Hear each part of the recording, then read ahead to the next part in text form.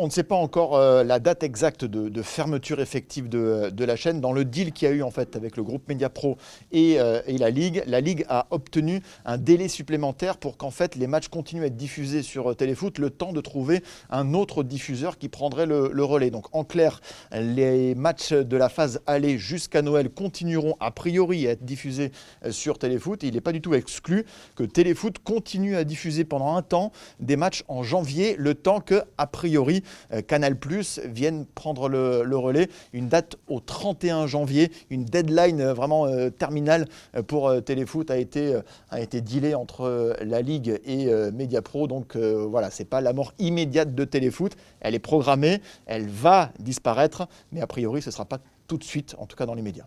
Le deal de sortie de crise entre la Ligue et Mediapro prévoit que d'un côté, la Ligue ne poursuit pas en justice Mediapro, mais la contrepartie de cela, c'est que Mediapro fasse un chèque de 100 millions d'euros à la Ligue et rende immédiatement les droits télé pour trouver vite un nouveau diffuseur. Donc effectivement, il y avait un trou de 350 millions d'euros à peu près sur les deux échéances non honorées par Mediapro, celle d'octobre et celle de décembre. Donc du coup, ça va alléger un petit peu le manque à gagner de 350 à 250 millions d'euros. Le trou reste quand même très très important, mais bon, c'est déjà ça de gagner.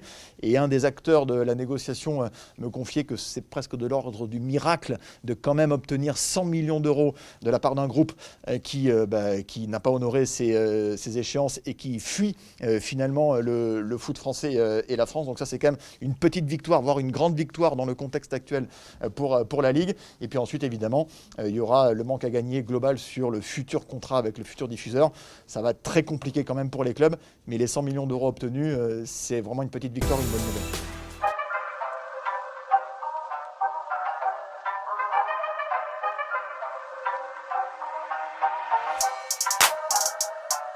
Jonathan Bamba, le centre est bon, et le volet